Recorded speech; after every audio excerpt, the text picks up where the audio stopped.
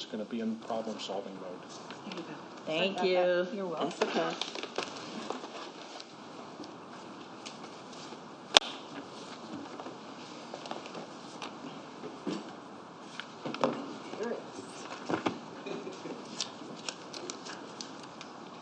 Let everybody stand and join me in the Pledge of Allegiance.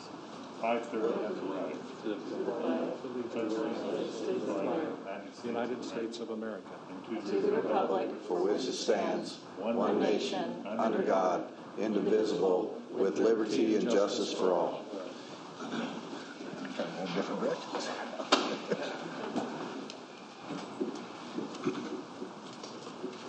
Clerk, would you please take the roll? Will do. Alderman Redpath. Here. Alderman Gregory. Here. Alderwoman Turner. Here. Alderman Fulgenzi. Here. Alderman Proctor. Here. Alderwoman DeCenso. Present. Alderman McMiniman. Here.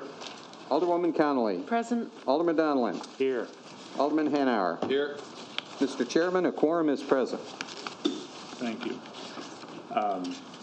I would accept a motion for the approval of the August 25th, 2020 committee meetings. Second. All in favor? Aye. Aye. Madam Treasurer, would you please present the Treasurer's report? Thank you, Chair Fulgenzi. The corporate fund in the month of August had a beginning balance of $14,458,585. We took in total receipts of $9,971,513. We had total disbursements in the month of August of $9,778,391, which left the corporate fund with an ending balance in the month of August of $14,651,707. This concludes my report, Chair Fulgenzi. Thank you. Are there any presentations? No, Mr. Chairman. Okay. Ordinances tabled or remaining in committee. Mr. Clerk, would you please read the ordinances? Will do. 218, 2018-110, 2019-008, 2019-430, 2020-049, 2020-067, 2020-153, 2020-207, 2020-273, 2020-289, 2020-314, 2020-330, 2020-331, 2020-332, 2020-333, and 2020-334. Would there anybody like to take those? Thank you. Alderman Hanna. Thank you. I'd like to pull out 2020-314, the animal control for debate. Okay. A second. Do we need a second for that? Yeah, well, I guess. I'll second it. Second. All right. Should we start with that one, Mr. Chairman? Okay. Okay. I think there's a question.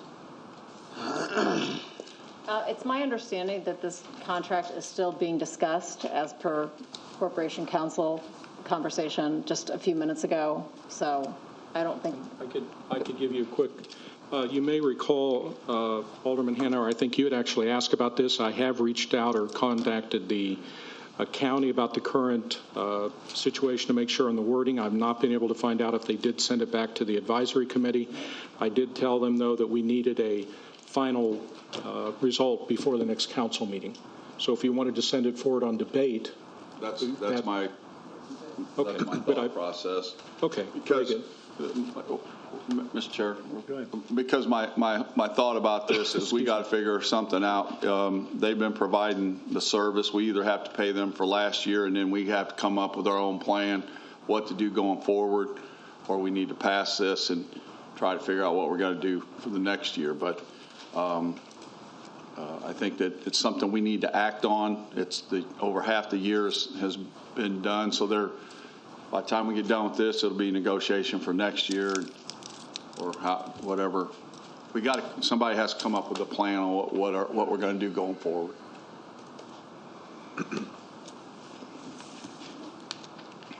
All right, 2020-314, an ordinance authorizing an intergovernmental cooperation agreement with Sangamon County, Illinois, Board of Health and Animal Control Services within the City of Springfield limits, and authorizing payments in an amount not to exceed $303,289.24 from March 1st, 2020 through February 28th, 2021 for the Office of Budget and Management. Move to debate. Second. All in favor? Aye. Opposed? Motion carries. CWLP 2020-339, an ordinance accepting bids and authorizing contract UE 21-07-30 FY21 outdoor circuit breakers with Graybar Electric Company Incorporated in an amount not to exceed $151,756 for the Office of Public Utilities. Move for consent. Second. All in favor? Aye. Any discussion? Against? Motion passes. 2020-340, an ordinance authorizing additional funding in an amount of $50,000 under contract number NB 17-81U, 5-year term for natural gas parking charges, interstate combustion turbine with Panhandle Eastern Pipeline Company, LP, for a total amount not to exceed $125,000 for the Office of Public Move for Utilities. consent. Second. All in favor? Aye. Against? Present. Noted. 2020-341, an ordinance approving a professional services agreement with Experitech Incorporated in an amount not to exceed $150,000 to provide predictive maintenance machinery management services for the Electric Division Generation Department for a 2-year term for the Office of Public Utilities. Move for consent. Second. All in favor? Aye. Against?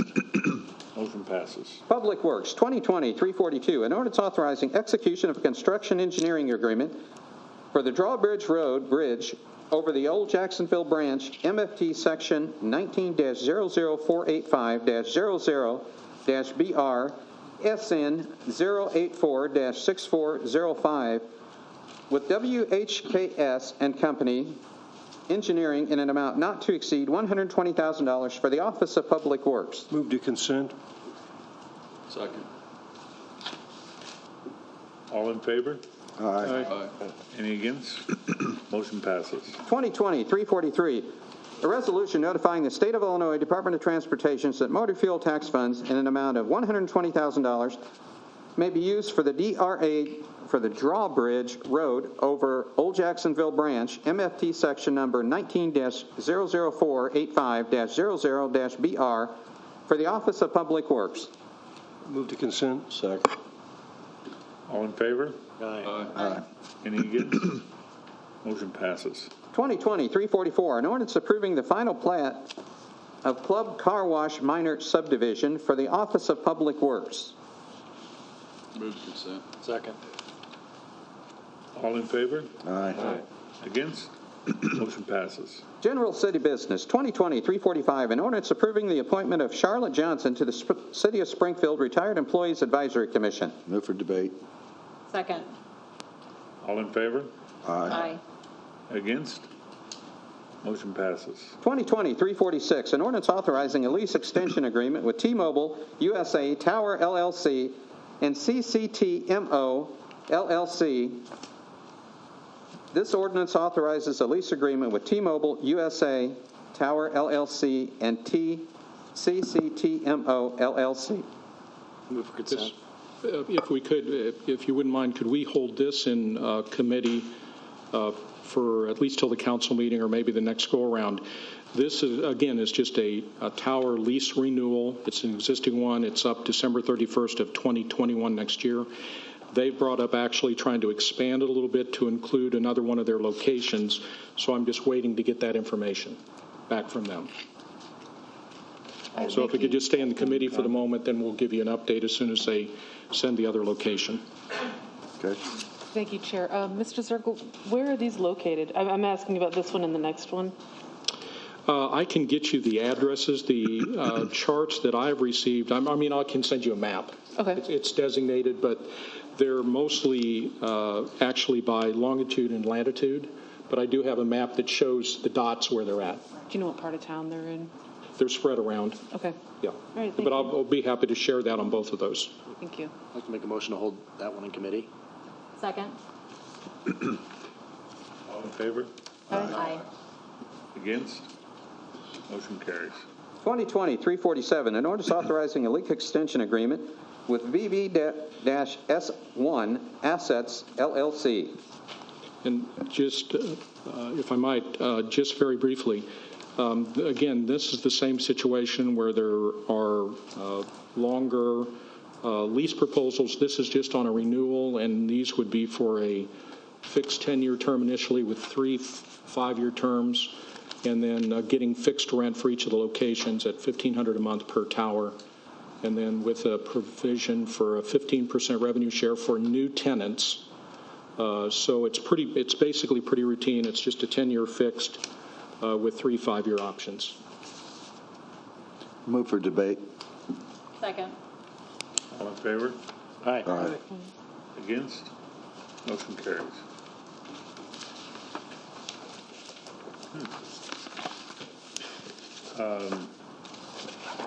Do we have any unfinished business? Alderman Thomas. Thank you. Thank you, Alderman Fulgenzi. And I just, I hope I'm not jumping on Alderman Proctor's toes, but I was just wondering, Corporation Counsel, will we have the ordinance that Alderman Proctor brought up last week, will that be available for Friday? So we'll have that at first reading next week. Correct, yeah. There are drafts that are done, and also one I think Alderwoman Turner also asked for, so I'll be able to circulate those, I think, tomorrow, which is they asked me to circulate it before Friday. So I think that should be available. So we'll see drafts of all of those ordinances by tomorrow? If Alderman Proctor wants to circulate, he asked me to send them to him before, so I'm going to do that tomorrow, and also Alderman Turner on the police one. We have those drafts. We just couldn't get them done today or at the end of last week, so I was going to send to both of them their respective ones, and I don't know if they'll circulate them or. Okay. What would happen is I would just ask for if they want to go ahead and file them on Friday, et cetera. Okay, thank you very much. Sure. Mr. Chair. Thank you, sir. Thank you, Mr. Chair. Mr. Zirkle, Corporation Counsel, I have a couple questions about our Family Dollar on 15th and Cook. Have we made contact with the owners of that store for them to help us out with the activity that's going on that lot? Certainly a pretty street going down Cook, so I'm just trying to help our constituents out and finish out. I'm not certain. Is that something that the police would be doing in relation to either traffic or other activities? They have. So, I'm not certain what contacts actually made, but we can check on it. All right. So the situation is our officers have tried to do that, and they cannot because they've been given permission by the management of the store to be there.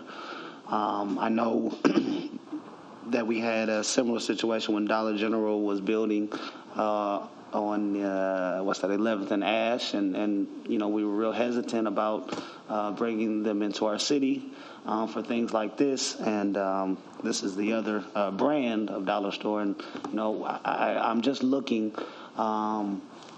for some compliance from them because quite frankly, people are not wanting to shop there anymore, and things of that nature, so the calls are increasing.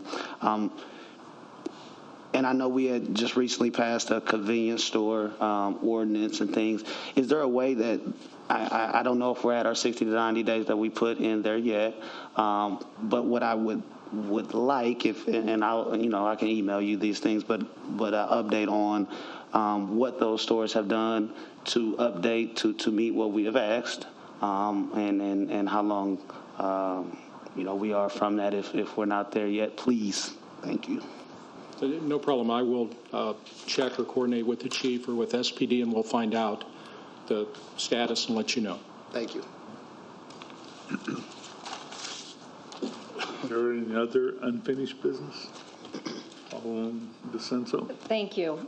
I just have a question. Do we have a balance of what we have in MFT funds?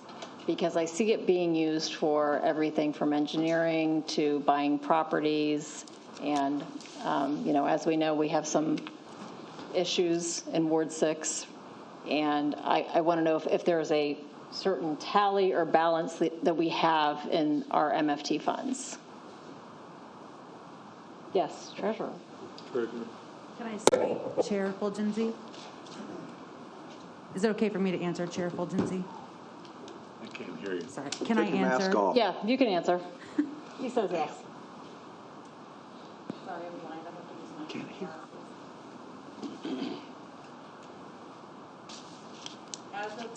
As of today, the motor fuel tax fund had $2,657,438.30 in it. And do you know what was obligated? I do not, that would be an OBM / Public Works function. But I can certainly request that and get it to you tomorrow. I can send an email. If you would please. Absolutely. Thank you so much. Anyone else? Okay. Oh. Overlooked it. Is Director McCarty's not here? I don't know if the treasurer can answer this or not, but do you know how much? Sorry. Do you know how much we have received from cannabis to date in both of the funds? Yes, let me answer that too. Currently, Alderwoman Turner, the cannabis crime prevention funds is $40,886.50, and then the marijuana leaf identification fund is $600 at this time. Yeah, that one just started. I think that just started in July. Yes. Okay, so the prevention one, when did we start receiving those funds? We have not started receiving funds for the economic development and pension portion. Yeah, and the crime prevention funds have slowly been coming in for probably about the last 6 months or so. About 6 months? Yeah. Okay. Thank you. You're welcome. Any new business? Mayor? Yeah, we are having Facebook Live with Nate Bottom and Hanson Professionals. They'll be participating on the rail project tomorrow at noon.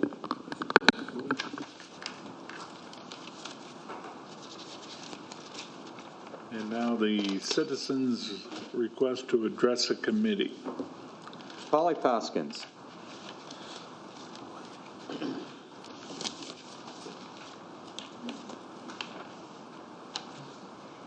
Good evening. Thank you, Chairman Fulgenzi, Mayor, members of the City Council.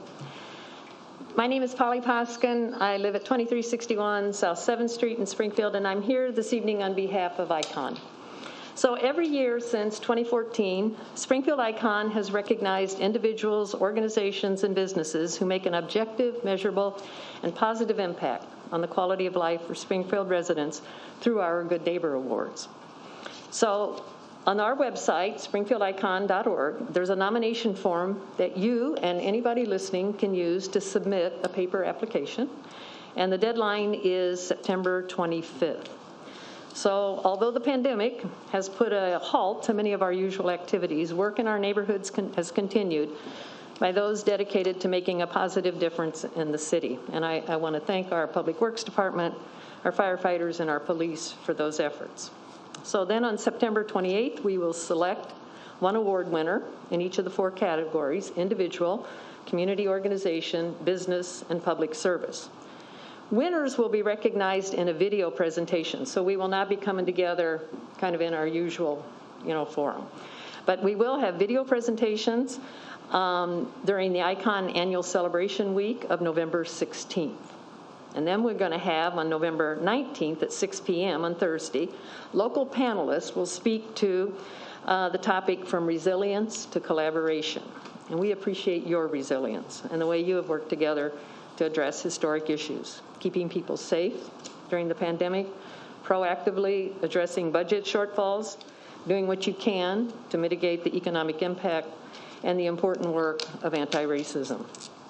So if you know a person, a business, or organization that has made a positive impact on the quality of life in Springfield neighborhoods, please submit a nomination form. And please share some good news and help us celebrate by nominating good neighbors for an Icon Good Neighbor Award. Thank you very much. Thank you. Thank you. Any other? Yes. Jack Freshman. I live at 1201 West Governor Street, and recently we had a drunk driver drive their car into my neighbor's porch across the street, running the stop sign. It's a four-way stop. 2 blocks north is Monroe Street, where there's also a four-way stop. And heading in the south direction is a speed limit sign of 30 miles an hour, which is just too fast of a speed limit. We have a lot of new young families living on that block with children. I've talked to my neighbors this morning, and we want the speed limit lowered to at least 20. Now, across the street, Lincoln, in the other direction, is the speed limit 20 because there is a school just north of Monroe Street, but we're close enough to it. And heading in the southern direction, there's a lot of children walking and riding their bicycles. And there's been more than one accident.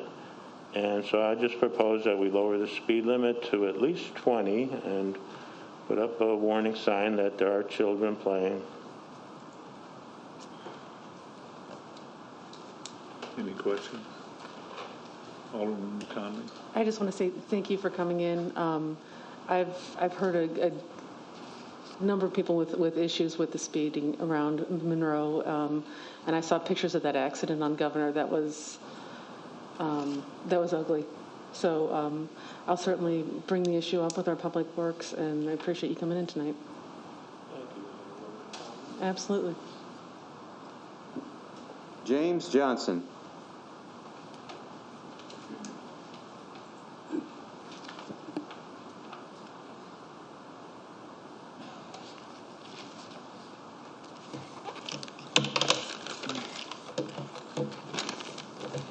Good evening. Mayor, I've been coming here for years, sharing, complaining, making suggestions, and informing. And as a black man who has been blessed to see 50 years on this earth, it is now time to get in good trouble. Systemic racism and white privilege is two different things. So I will explain in a few minutes tonight, and more to come next week. Systematic racism, consciously or unconsciously, leaving us out, black or brown people. I'm going to point out a few areas, starting right here in this horseshoe. I remember when it wasn't any minorities or females on this horseshoe. Systematic racism. We've been blessed now. We have made history. We have females and blacks. Mayor office. When I walk in your office, I don't see anybody that looks like me. Systematic racism. Police department. Walk on that third floor into that area.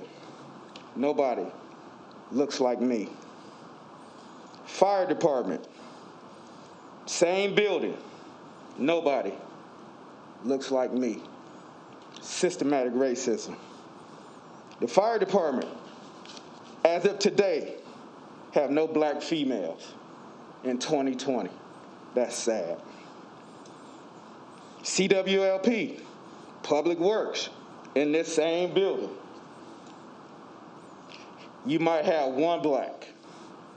And I ain't been in those offices in a while, but I'm going to say None. Systematic racism. Our commissions and our boards, granted merit, they're doing better. Systematic racism. What side of town gets taken care of first? Systematic racism. Poor side always get left last. Construction sites. I have never heard anybody from this horseshoe say, where's the women or the minorities? We're the last hired, first fired. Systematic racism. One thing I pointed out to you, Mayor, when you did your meetings with the wards, Springfield, the capital of Illinois, there's no black race radio station for my people or brown people to listen to. Systematic racism. We can't even listen to a black radio host in this area. Why? In 2020. We have to choose from what's available. And there's no host that looks like me in this city. Systematic racism. Switching over, enough of that one. White privilege. So when a black male does the same crime as a white male and get a different punishment, or is treated different, that's white privilege. Standing with an AR-15 in front of the Capitol and not one cop approaches that individual, but let me or Sean Gregory stand out there with an AR hanging around our neck. They're going to pull guns on us. That's white privilege. Driving in a nice car, getting stopped by the police. Why I got to get stopped? Because I drive a Lexus or a BMW. But when Jim Dolan drives one, he don't get stopped and pulled over and actually get searched. It's white privilege.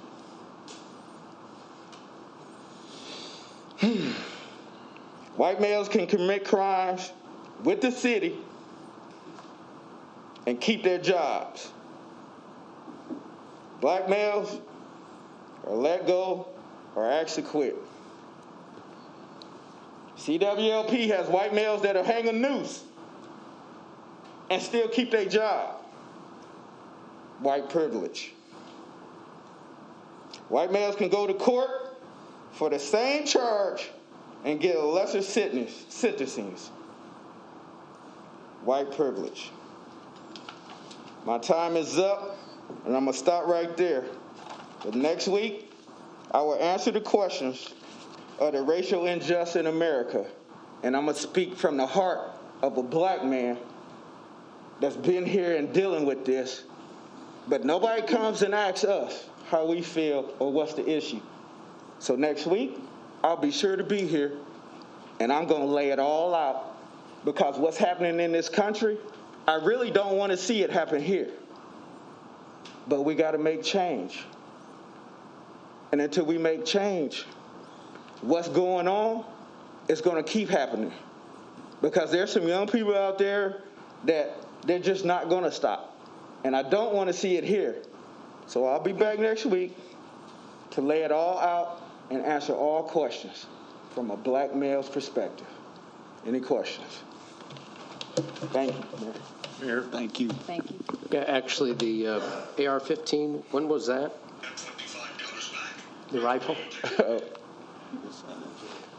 Well, when they had one of the marches downtown, and there were some white males down there with their guns hanging from around their neck. I wasn't down there, but it did make Facebook, and somebody raised the question.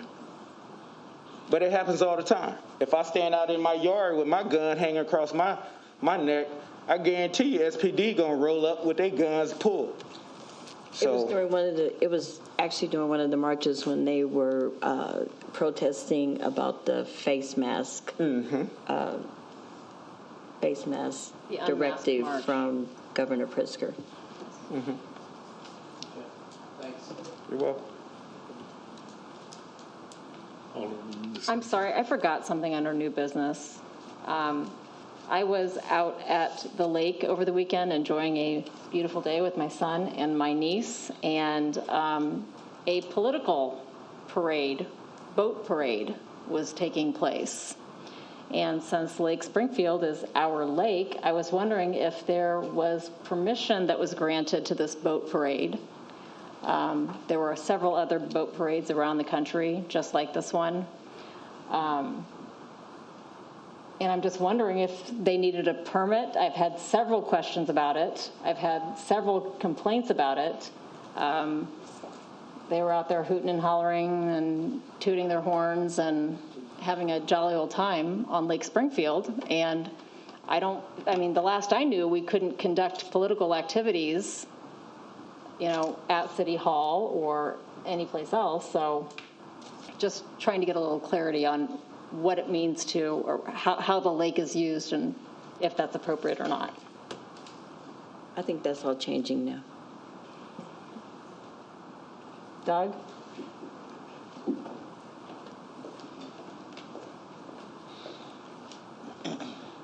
Yeah, there was no, request for a parade at least from the utilities point of view. So,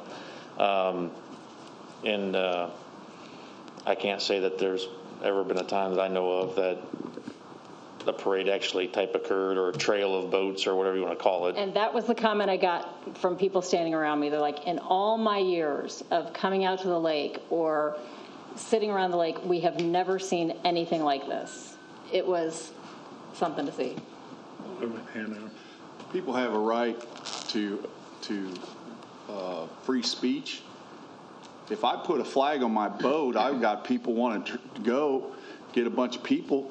It's free speech, Kristen. Just because you don't like the person that they're... Have I said anything about that? I haven't even said anyone's name. I haven't said a word. Well, all I said was there was a parade, a boat parade on Lake Springfield. And my question is, what's it hurt?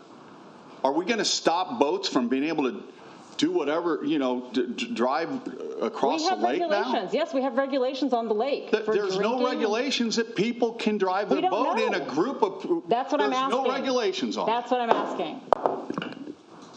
One at a time. Thank you, Chairman. I guess I'd ask Corporation Counsel to weigh in on that, because the only item I remember is the blessing of the boats. The Elks have that every year, so there is a parade of boats then. But as far as, I know people on the Party Cove, they lock boats together, things of that nature. So I guess I'd ask Corporation Counsel what the legal perspective is with regards to using lake waters. I need to look at exactly what the regulations are. Normally there's safety-related regulations, safety, speed, how the boat's operated, that sort of thing. I don't, off the top of my head, recall a situation where there's ever been a parade request for on the lake. That doesn't, not something I recall that has happened before. Generally speaking, however, on public property, such as sidewalks, such as different areas, there is a strong policy, streets, people marching in streets, holding signs, doing different things of that nature. Generally speaking, the courts are going to protect freedom of speech. So absent a public safety concerns, boats too close, driving too fast, unsafe activities by way of, jumping out of the boats into the water, things of that nature, then, and again, I will be happy to look at it closer, Mayor, but generally speaking, there's going to be a preference to support the First Amendment, generally, provided, however, that does not keep us from enforcing either criminal laws or public safety requirements. And that's the same rule that would apply to streets or sidewalks or any of those type of activities. But I am not aware of there ever being a request for a boat parade. That's a new one. That's all I was asking. And now we know who you're voting for. I don't think there was any doubt on that. Like with you.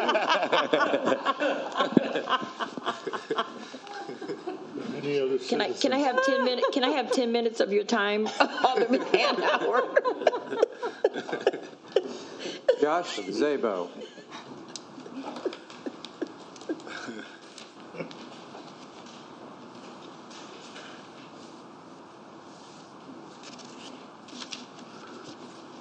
Hi, everyone. I'm Josh Sabo, and I began as the coordinator for the Continuum of Care in May of this year. And I'm joined by Amy Voiles and Penny Harris-Powell. Amy Voiles is the executive director of Mercy Communities. Mercy Communities is also the HMIS lead agency in our community. And Penny Harris-Powell is the executive director of Fifth Street Renaissance. And I'd like to share with you for a little bit, and then Penny's going to share a few remarks as well, if that's okay. The Continuum of Care coordinator position was created by the City of Springfield, the Continuum, the Community Foundation for the Land of Lincoln, and United Way to help address homelessness in our community. And the goal of our Continuum is to reach functional zero, which means that the number of people experiencing homelessness is less than the monthly average of the rate at which we can get people into housing. As a community, we certainly have a lot of challenges, but I think we have a great foundation of agencies and resources to build on. In the short time I've been in this position, I've been able to learn more about the great work our agencies are doing, and I've been able to learn more about how challenging the work is as well, particularly in the midst of a pandemic. And I've been paying attention to some of the presentations made recently to you, and I would love to just take a couple moments and share some of the great things I've seen our agencies doing. Agencies over the last several months have learned entirely new ways of functioning so they could implement best practices learned from public health professionals to keep clients and staff as safe as possible. The Salvation Army created space in their building so that clients in the Winter Warming Center could shelter in place and maintain social distance. In the months since, they've helped 8 people get into housing, and they've helped 25 others remain in housing by assisting with paying rent and utilities. In partnership with the city and community volunteers, agencies have worked to fill gaps in the safety nets that many people count on. With city funding, Fifth Street Renaissance has taken a lead on operating the cooling center in the 1015 East Madison building and used that opportunity to make case management services easily accessible to people as they safely get out of the elements. Julie Benson and volunteers of Helping the Homeless in Springfield have helped with breakfast, dinner, showers, and they've worked with Washington Street Mission to help with laundry. Lincoln Library employees have done a great job referring people to agencies to help them get into shelter, housing, or the Find Their Way Home program. Recently, 2 youth were connected to shelter at the Youth Service Bureau thanks to a library security guard. Outreach teams with employees from different agencies, volunteers, and Officer Chris Jones have gone out regularly throughout the pandemic to check on people and to link them to services whenever possible.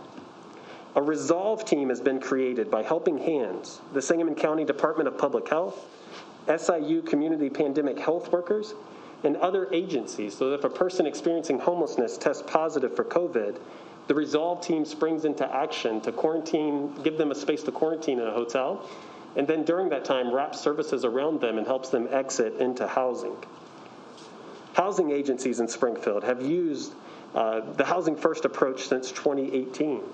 Mercy Communities and Helping Hands have been utilizing the Coordinated Entry System list to help people enter permanent supported housing and rapid rehousing programs. Helping Hands has used new funding since the start of the pandemic to begin a rapid rehousing program, which has helped 21 people access housing since the start of the pandemic. And they anticipate over the course of the next year they might be able to help 50 more. The Continuum has continued to improve the homeless management information system, and we've been working on a project to expand the information and types of assistance included. As the system expands, we'll increase efficiency across our system that will make it easier for people to access homelessness prevention funds, diversion funds, rent and utility resources, while also making it easier for agencies to connect to people who could benefit from the services they offer. In addition to that, we're moving forward with a strategic planning process with assistance from Sangamon County, the City of Springfield, the Community Foundation, United Way, SIU, Memorial, and St. John's. We'll soon have a steering committee in place, and we'll work from there to design a process to best help us accomplish our goal of developing a durable community consensus to reach functional zero and end homelessness in Sangamon County. In our strategic planning, we're looking at how we can coordinate better, for example, with mental health centers, communities of faith, and the local business community. And we're looking at successful systems of care that exist in places like Rockford, Illinois. We're also networking with other continuums in central Illinois to help us evaluate and improve our system. Another aim of the plan is to help us to identify new and sustainable funding streams. As we all continue to navigate these challenging times, we understand how imperative it is to use available resources in the best possible way and to do everything we can to help people keep people safe right now. Our goal these last several months has been to help as many people enter housing as possible so that the need of overflow emergency shelter this winter would be minimized. Current efforts to that end have been made more challenging as outreach employees working to help individuals get into coordinated entry and cooling center staff working to provide various supportive services are being declined because people believe a housing initiative is coming from the city. Relationships and trust building are key elements of helping people enter housing and sustain it, and our community will benefit from long-term from the sort of partnerships that foster sustainable growth of Housing First programs. We welcome those partnerships to help us end homelessness in our community. And while I'm relatively new, Penny has had years of experience working in this field, and I know we're over our time, but is it okay if she shares with you now? Can I just ask a quick question, Chair? I'm sorry. You said something that really caught my interest. You said that your efforts to provide resources and supports to people are being turned down because people believe the city's going to be providing housing soon? Yes, and Penny could probably share a little bit more from that with her experiences at the cooling center, but that is something that's been reported. Okay. Is that recent, or has that been all summer? That's just been within the last month, 3 weeks to 4 weeks, I'd say. Thank you.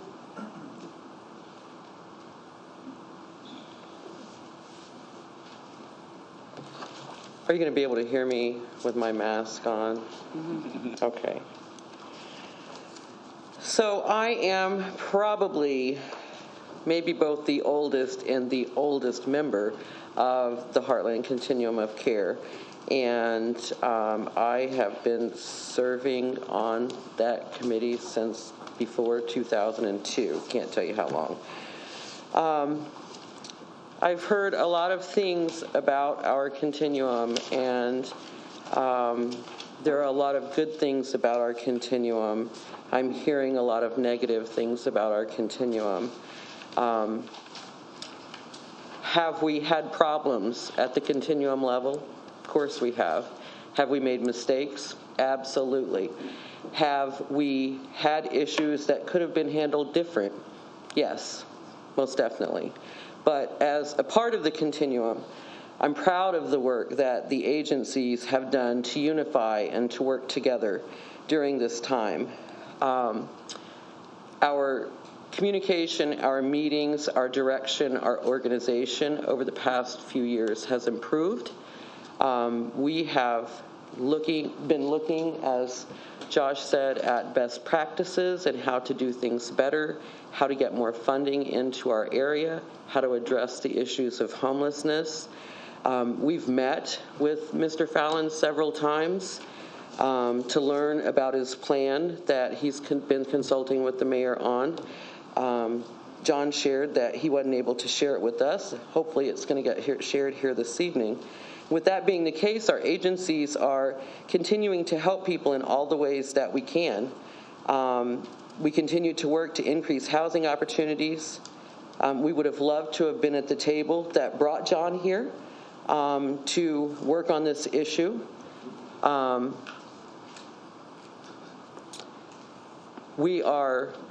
agencies are utilizing funding that they have. We have limited resources.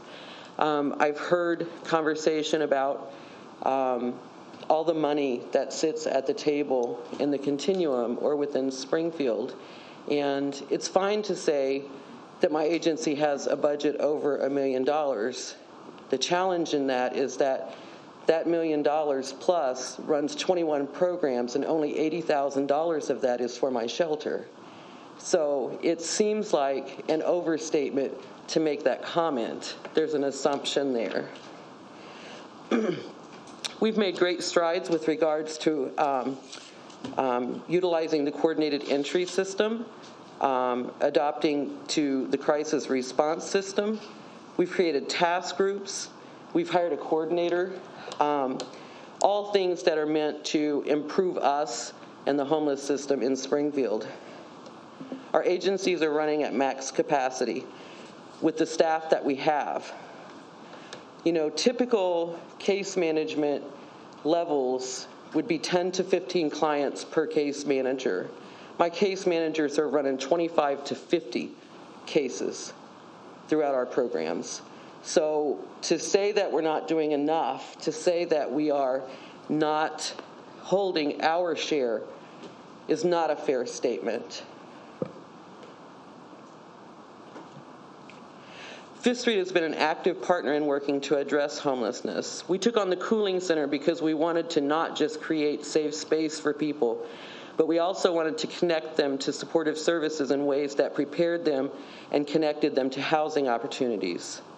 We took on the Cooling Center ensuring that it would be safely operated, checking temperatures, social distancing, using isolation, and every evening at our expense, the building is fogged to make sure that it is safe. Staff working at the Cooling Center have assisted 4 people into housing, and we're currently, at this moment, looking at an apartment for a 5th person. Our staff has provided applications for IDs, social security cards, and other documentation necessary to secure housing. Staff are sitting outside at the picnic tables, completing employment applications with the people in Tent City. We have 4 enrolled in the SOAR program to secure Social Security benefits. 1 is getting new dentures. 1's on the wait list for transitional housing. We're providing health and risk reduction education on HIV, hepatitis C, opioid use, and overdose. We've identified 4 health issues and connected them to treatment. There are currently 32 tents and 49 people staying outside the Cooling Center that staff are trying to provide services to. But our process is hindered, and it's hindered because they're telling us they don't need us because there's help coming. It's a real issue. Coordinated entry staff were brought in to get people there and at the Carpenter Street location entered into the coordinated entry system. They were able to complete 2 applications because everybody else said, no, we've got an apartment coming. We don't need you. So it's making it tough. So when we talk about needing a plan that includes all of us, we need a plan that includes all of us. It can't be one single entity. It can't be a division of the forces that are going to address the issue of homelessness in our city. And that's all I have. Thank you. Thank you. I really just came here to pass out the little snapshot of HMIS information so I can answer some basic questions of anything that you have on there. Obviously, I don't have my computer sitting in front of me, so I can't pull down exact numbers, but I'm happy to give general answers to that, too. Questions?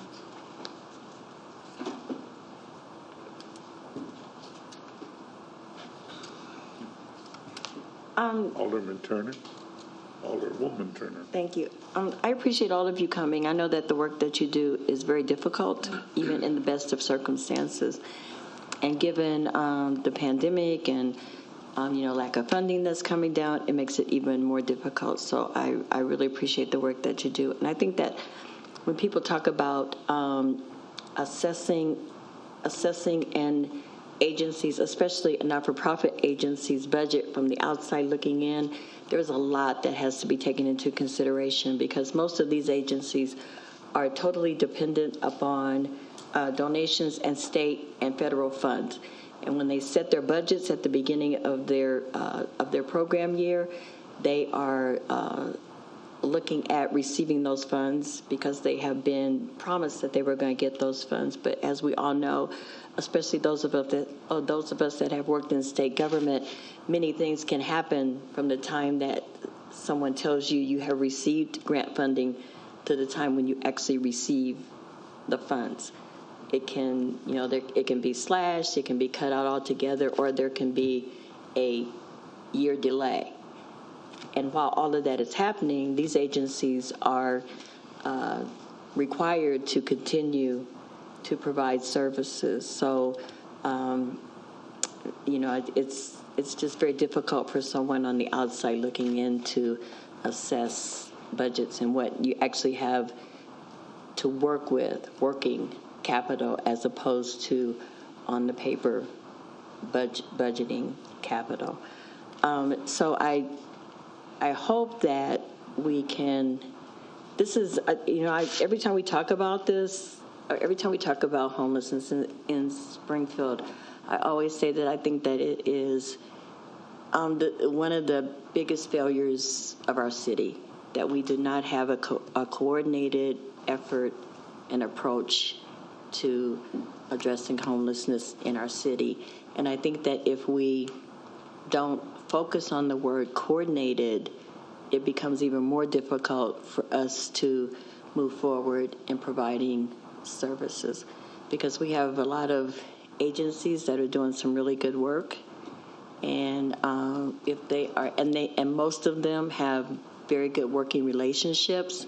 So if one can't provide something, they can pick up the phone and call another, or if one's having financial difficulties, they can pick up the phone and call another. So it really is in our best interest that we move forward, try to move forward in a coordinated way, and really,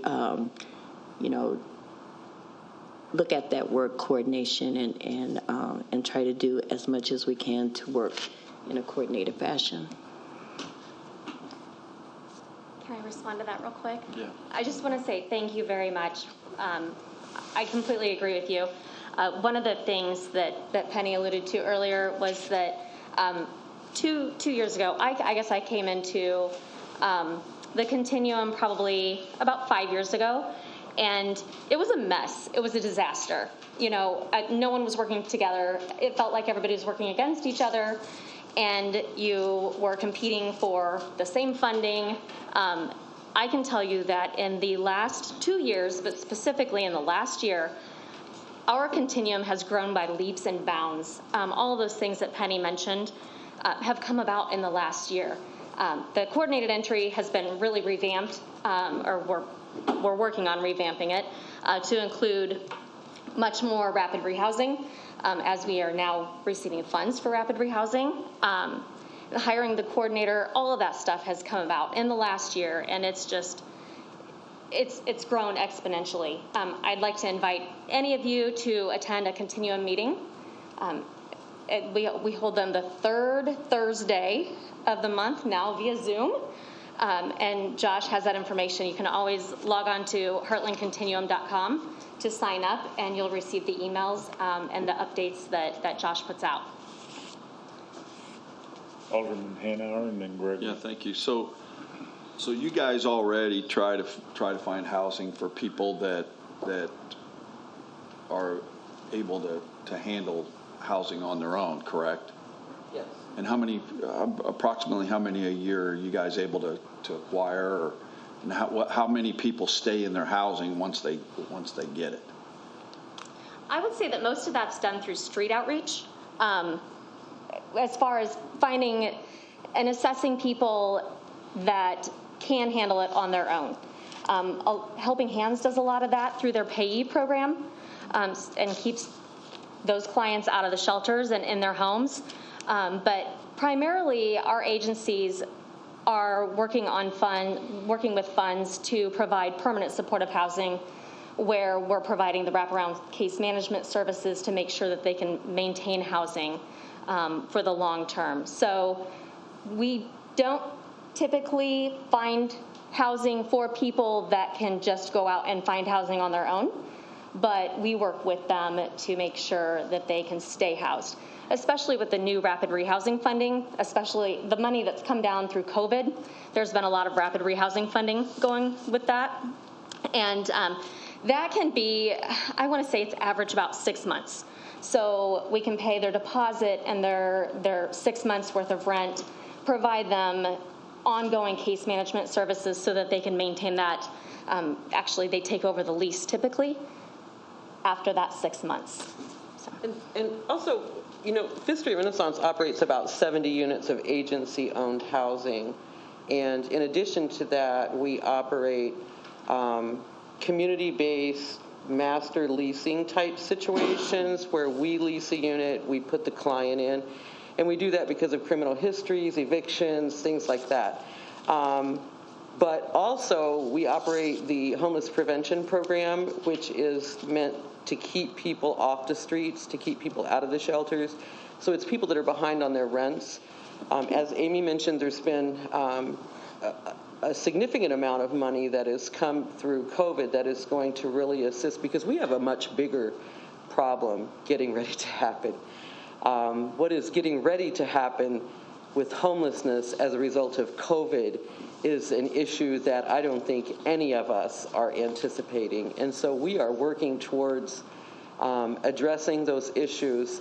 One of the reasons that I mentioned needing the relationships is because the people that come off the street out of Tent City and are placed into housing, they're going to need our services long beyond November, December, January. So we must build those relationships now. And if we're being prevented from doing that by the messaging, we have to change that immediately, because my staff need the relationships with the people that are in Tent City. If they're telling me no, I mean, even just, you know, how do you put someone in housing that doesn't have ID, that doesn't have a social security card, that doesn't have the things that they need to go into housing? Staff have been providing those services. They get free state IDs. They send off for their social security card. They are completing job applications and becoming employed. They are doing the things necessary to get housing. But if we can't build that relationship with them, we're going to put them in housing and they're going to fail. We're setting them up. So we have to build the relationship for the supportive services after the plan goes into effect so that we can continue to help them. Alderman Gregory. Thank you, Mr. Chair. Thank you guys for coming in today. I had a wonderful conversation with Mr. Sabo, Ms. Penny. I've not met you, but I've heard wonderful stories from everyone I speak to within my community, and nice to meet you as well. I was wondering, and this question came from another elected official in another entity who had came across a person down on her luck a little bit, who was crying, and she didn't really know where to call, on that situation. So I was wondering if there's any way we can put together a little card with maybe just some, helpful tips, numbers, where to call for these things. And, I know we're a little strapped for money and things, but, I would be willing to help in any way we can, that we can get something like that. I think that'll help people out, because a lot of people are stopping and trying to help people and, doing all they can. And sometimes it gets a little tricky on where we should call. Thank you. We do have some of those. They were put together a couple years ago by, I think Aaron Felix at Lincoln Library spearheaded it. And I don't know exactly where it's at right now, but I would be happy to get that information, figure that out and get that information. Thank you so much. I appreciate it. Thank you. Alderman McMinimum. Thank you, Mr. Chair. This question is for Josh, Penny, or Amy. We have the tent city that's active at the corner of 11th and Madison, the northwest corner of 11th and Madison. There's lots of activity there. This is the question, when the cold blast comes, when it comes, an Arctic blast comes, whether it be in late November, December, January, in your opinion, either any of you can answer this, who do you think should take the lead in finding housing for those individuals in the tent city? What agency should take the lead, or who should take the lead? Whose responsibility, in your opinion, should that fall to? I mean, I think that, again, there has to be a coordinated effort. I think that the agencies in Springfield are stretched to the max. We were already stretched doing a lot of work with minimal funding, and then COVID happened. And to keep your programs COVID-free, to keep it away from your vulnerable populations that are in your housing units is very costly. Those 64 units or 70 units of housing that I talked about earlier, we're providing 3 meals a day. Staff deliver food weekly so they don't have to come out and be exposed. Our transitional shelters are permanent supportive housing, 3 meals a day, so that, because they're all high risk, they all have health conditions, they have a number of things that make them very susceptible. And so it's costly. Hand sanitizer, sanitation products. We fog our properties on a regular basis to eliminate risk. It's costly. Who should take the lead? I'm not sure that one entity can take the lead. It needs to be a coordinated effort with funding from the right places and people to do the work. It's a tough situation, and it's getting ready to get worse. We're already seeing it in our homeless prevention programs. Do you want to add to that, Josh? I think the continuum is the natural vehicle to do that work of coordination, and I think that's the key where it should start. The agencies that have expertise in emergency shelter and in permanent supportive housing and rapid rehousing are there, and it's the coordination among those agencies that should make it possible. The Winter Warming Center has been a challenge for a lot of years, in part due to funding and the toll that it takes on agencies. And that's why part of the goal this year, especially with COVID and the reality of social distancing as winter approaches, is that the Winter Warming Center itself is a more challenging endeavor than ever before. And so the effort's already underway by agencies to try to get as many people as housing, to get those numbers down as low as possible. But we foresee that the Winter Warming Center is still going to be needed. And that's where we think coordination between the continuum, the city, any entity that would be willing to be a part of that is what's needed to make it happen. Follow-up question, Mr. Chair. So, our increased challenge now is social distancing. So last winter when we had the winter warming shelter, I think we had, a capacity of 70 individuals. So now with social distancing, it'd be a third of that, at best maybe. So the question is, where will our location be for the tent city type individuals that need protection from the cold blast? Right. Do we have a location yet? And who's responsible for finding that location? Last year, when the virus came, Salvation Army provided socially distanced housing in their 19th and Clear Lake. Do we have a commitment from them? Or who's going to provide that location? It's going to need to be a larger location than what we had last winter if this virus continues. Yeah, and there's not a good answer to that yet, Alderman McMenamin. Part of that is as we meet with Mr. Fallon and as we see what his plans are too, which we're not privy to at this point. We've heard the promises, which makes it hard for agencies to plan too in terms of what the need will be and what the capacity will be. But at this point, I would say that conversation is delayed, and we're waiting to hear what this plan is so that we can figure out how to best approach it from there. Well, I hope you make progress because we got about 3 months. Yeah. Thank you. Alderman Turner.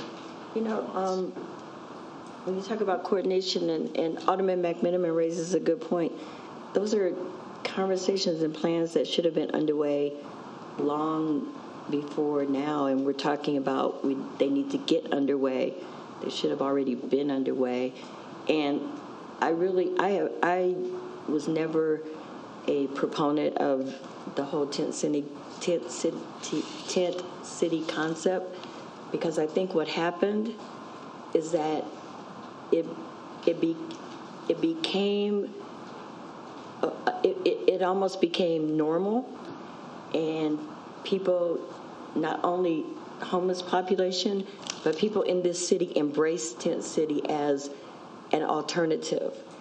And I just think that that's wrong, and it should have never happened. It should never have allowed to be promoted in that manner. Every time I go on Facebook and I see people talking about, I took blow-up mattresses there, I took propane there, there. I know that they are being generous with their resources, and they feel that they're really helping, but it's promoting a disastrous situation that cannot stand, and now we're in a place where how do we come away from that? And now we're in the middle of September, almost October, and we're saying we have not even started thinking about how we move forward with winter coming. And it just really saddened me every time I drive down Madison, and I just see it growing and growing by leaps and bounds, and it's a disastrous situation that I think never should have been able to continue. It pains me to even. Let me be clear that Fifth Street Renaissance did not build Tent no, City. I understand. Okay, at the cooling center. I am somewhat encouraged that it is there, not because I want it to exist, but it does provide a centralized location to be able to identify and initiate services when they will accept the services. It's not an ideal solution, and it's certainly not ideal 3 months from now. So we do have to get something done, but I just wanted to make sure. No, I understand that. The other thing that has happened since that location became the popular gathering place, if you drive around Springfield, you see other places where there have been 1 or 2 tents that have started to pop up. So how do we know that that's not going to, at this late date in the year? This is not March, where we're looking at summer coming. This is fall, where we're looking at winter coming. How do we know that, other tent cities or tent suburbs are not going to, start popping up? I don't know. Maybe I'm in the minority, but I just think that it was a bad situation. Yeah, I'd like to actually thank Penny and all of you for coming, because I think it's important that we hear about it. I think a couple items. One is with the heat going up with the pandemic, there were no cooling centers. So we asked Fifth Street Renaissance, and they stepped up to the plate, which we really appreciate. Otherwise, they'd be out on the streets or over at the library. And now you see the population has migrated over to the winter warming center, or the cooling center now. And that was almost by design, because we had the showers over there. Washington Street Mission had closed. They're probably going to be closed for the entire year. I don't think there's a date for them to reopen, and that's where the street homeless, that's what we're talking about, the street homeless had their showers and did their laundry. So Julie Becker-Benson had kind of taken that role and connected them to those services, been able to shower at the cooling center, and then deliver meals there because otherwise she's running all over Springfield. But it's helped. I think Penny hit the nail on the head with regards to assessing individuals right there. It's not the ideal situation. It's the situation none of us would like. But the other thing that she pointed out, and this is the reason I brought John Fallon in, he's an outreach expert. He was brought here when he was with CSH. Erica Smith brought him here over the library and discussed the rapid rehousing and things of that nature. So that's where I remembered his expertise from that. But she hit the nail on the head. 10 to 15 cases per manager is the average. And she said we have over 50 per person. And that's where we need more resources. It's all about connectivity, working with the individual as individuals and finding out what their situation is and moving them to a better supportive place to live. And so that's what we're trying to do before winter. Actually, I had the same discussion with John. I didn't agree with his philosophy. He said, we can get it all done before winter, but I always felt that you always have to have, especially with the pandemic, you have to have that safety net of the winter warming center. I think you just had to, but I understand his philosophy, and that is the national model or what have you. And so we'll get together and make sure everybody's on the same page with regards to that, because we all want the same thing, is get everybody housed before winter, and how do we do it? And so that's what I think we're all trying to figure out what the best way to do that is. So I appreciate all your efforts and all the agencies within the continuum of care. I know it's been a long, hard road, and I think Penny's right. I mean, when we the Salvation Army made their move to the Gold's Gym, one of the things I asked them is stop the proliferation of homelessness, because they weren't the shelter, they were becoming the place to stop the proliferation. That's what we need to do, is make sure it doesn't proliferate and be able to take care of the ones that we have on the street right now, and that's a challenge for all of us. So appreciate everybody's insights and working together to resolve it. Alderwoman Conley. Thank you, Chair. Penny, you alluded to kind of the next wave of what we're looking at, and I'm assuming you're talking about when rent moratoriums and probably utility shutoffs when those moratoriums have ceased. In terms of rent assistance to keep people housed so that we don't have an increase in people who are experiencing homelessness, what sort of steps have you been taking so far?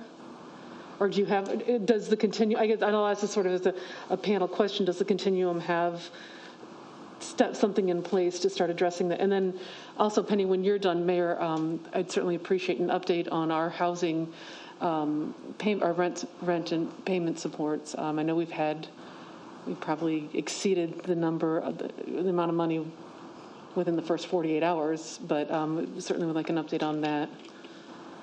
And also, are you hearing from people who are concerned about recent announcements that CWLP is going to be discontinuing utility service? So Fifth Street Renaissance operates the homeless prevention program on behalf of the Continuum. And we have this year, I've gotten the money doubled for our normal homeless prevention program to just over $80,000. We've also taken a grant that serves several purposes within our continuum, but most importantly, it will assist the Helping Hands to continue with its rapid rehousing project, and then it provides another almost $200,000 towards Fifth Street's homeless prevention program on behalf of the Continuum of Care. What are we seeing? We're seeing a lot of newly homeless already. And that's before the moratorium has elapsed. We're getting a lot of our calls have increased probably 40% over the last 2 months.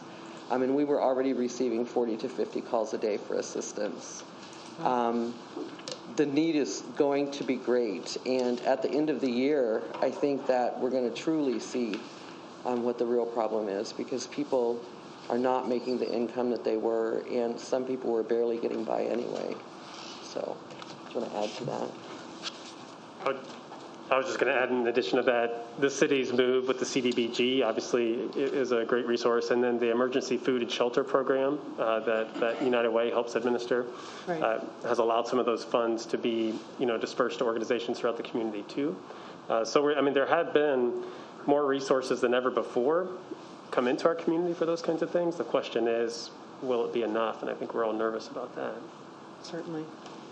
Also, to help coordinate that, all of those funds, with the exception of EFSP, are going into HMIS now to prevent duplication of services. So with EFSP, it was simply a matter of timing that we could not require the agencies that received the funding to enter into HMIS because we had already given the money out without that stipulation. So moving forward, we look to have that in there also. But we're working on some pretty big projects with this to prevent duplication of services. That's wonderful to hear. Thank you. HMIS, Homeless Management Information System. That's on the paper. Okay, good. I really appreciate a cheat sheet. That's helpful. I made sure and wrote out all the acronyms. Good. I appreciate that. Thank you very much. And then, Mayor, can you give an update on the rental assistance and what's going on with CWLP and utilities? Well, Doug can give the report on CWLP. Val said that they've received 650 applications that the Urban League's working through right now. And do we know a timeline for those funds to be dispersed? We'll have to check. Okay, yeah, thank she you. didn't say. But Doug can give an update on the utilities as far as that goes. Thank you. Thank you. So each of you, I've emailed something here. It was kind of shortly before council meeting, so I apologize not being able to get that out sooner to you, but just trying to compile everything. Let's see here. At the onset, we kind of self-imposed a moratorium on disconnects starting in March. Kind of leading the way, I guess, really for everybody else in the state to follow suit with that. And it was, I think the governor's, I can't remember what phase it was, maybe going into phase 4, basically removed the requirement for investor-owned utilities to stop the disconnects, but they were going to keep on going, as well as we had actually announced that too, that we were going to go through July. One thing is for certain is we've been trying to reach our customers with letters. We did that sent out 2 in June. But we also wanted to use automated phone calls. We're actually trying to contact businesses. But we wanted to start with issuing disconnect notices. That way we can get customers to understand that this doesn't last forever. And we think that this, had a pretty good positive effect with all the communications that we've done. I think in mid-August, we were at about 12,000 accounts, roughly, almost $10 million past due. We had, I'm trying to think, trying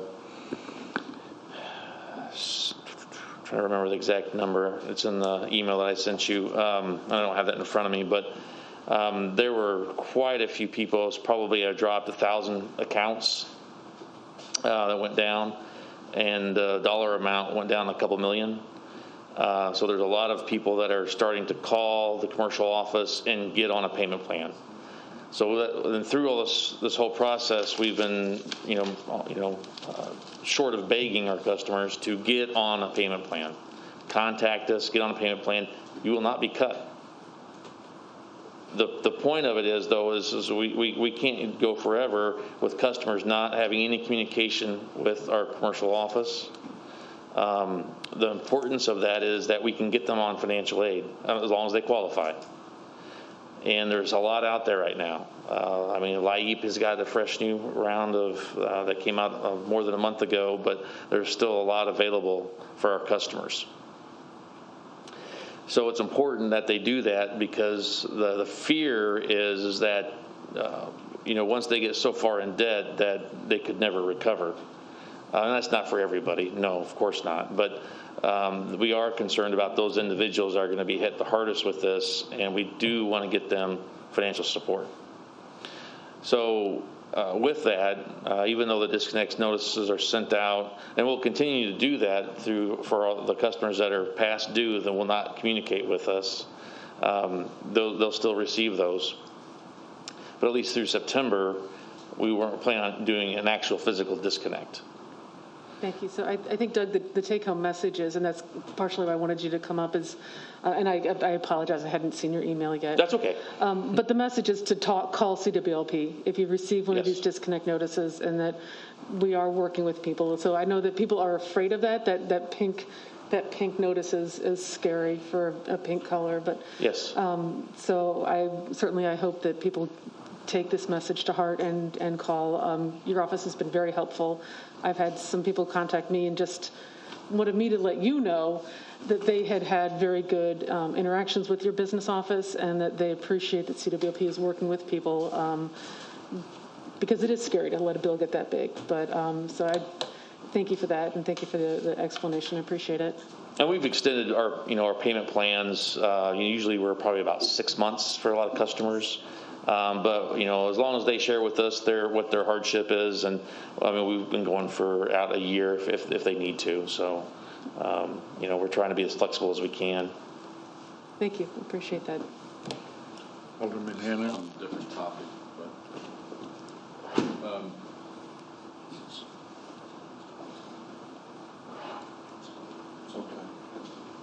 well, okay. Then I do want to just say congratulations to the mayor. I understand he had a surprise wedding in his backyard, or a quick wedding.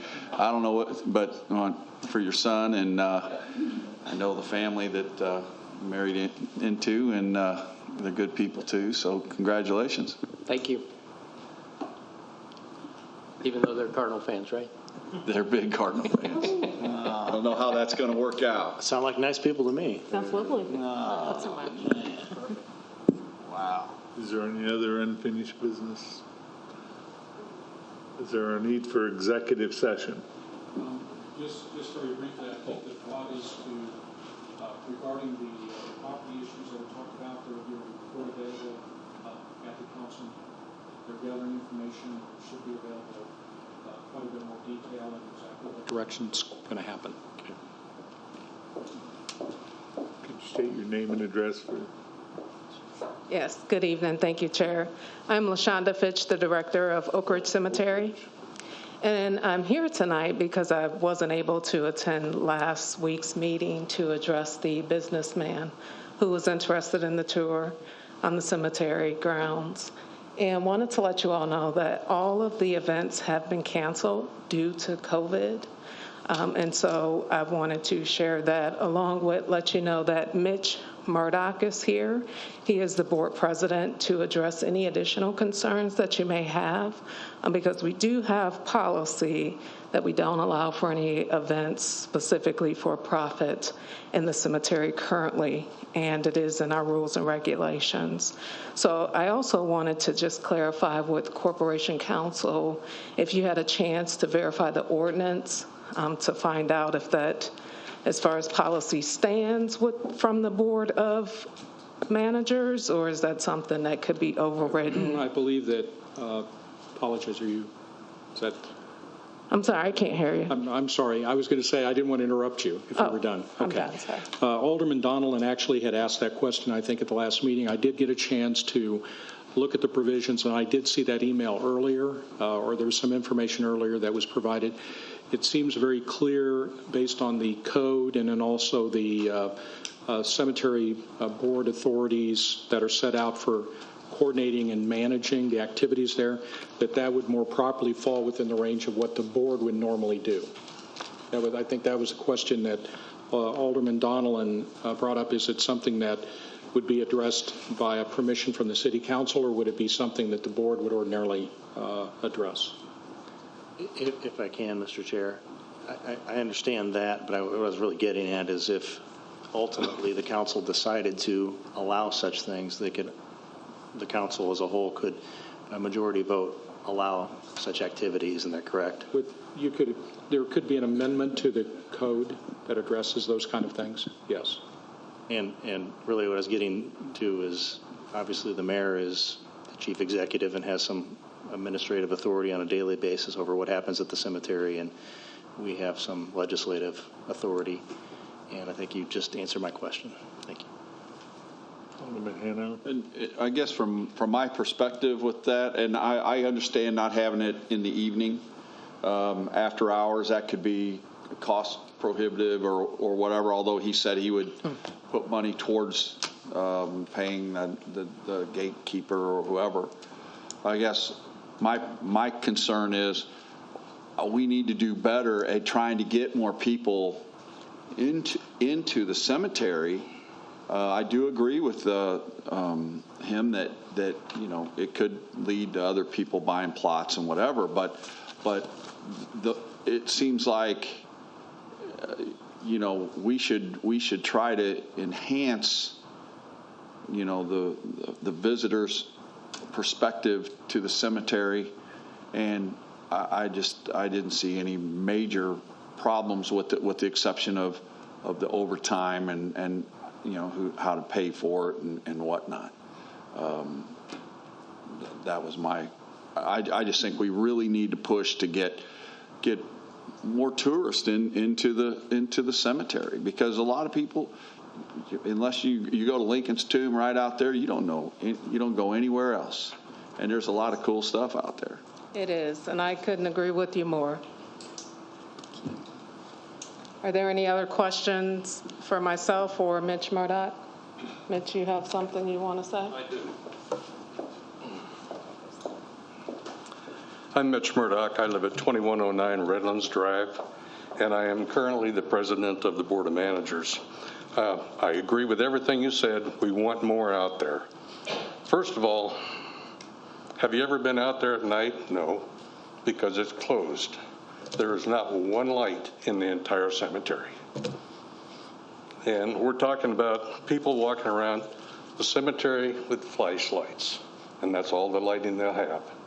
The original request was for automobiles. Now it's a walking tour. It is a policy, no after-hour events. It's also a policy, pricing of lots. It's also a policy, monument size regulations. These are all policies. The next item will be coming to you to ask, I need a variance on a monument. You don't want to deal with that.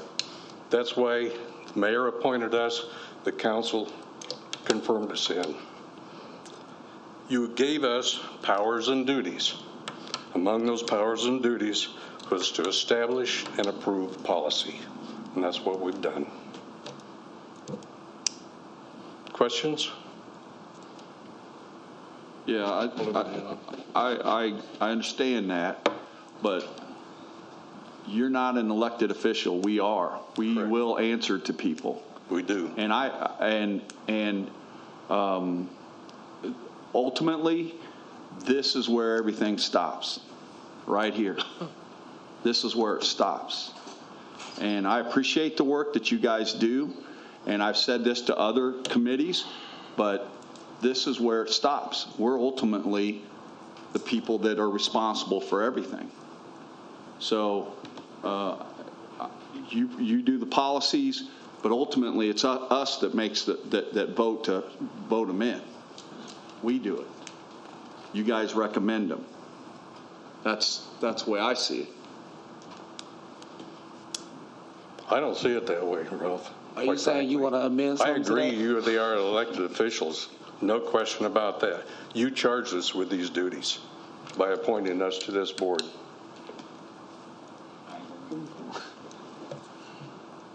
Any questions? Thank you. Any other citizens want to address the committee? Alderman Turner.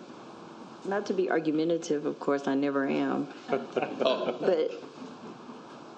But Alderman Hanauer has a point. I mean, we have a lot of boards and commissions in the city, and one of the things that I said repeatedly when I had the ordinance that all members of boards and commissions should be city residents is because they're making policy for the city that then we had to either ratify or not. So they do have a lot of power. They have duties and responsibilities, but all of those policies that they make come back here for us to either ratify or not. So you make a good point. They recommend, is the way I look at it. They recommend that we adopt their policies. Yeah. Anybody else? Do we have a need for executive session? No, sir, not this evening, but there would be at the council meeting. Oh, so when I get here, you don't have one? I apologize. Do we have motion to adjourn? Motion for adjournment. We did. Second. All in favor, aye. All right, Jim, we can go for a beer.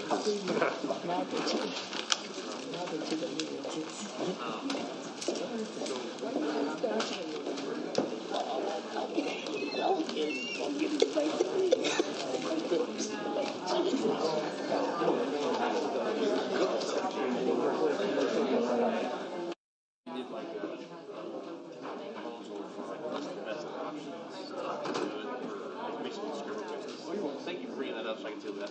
I had to get all fired up about the boat parade.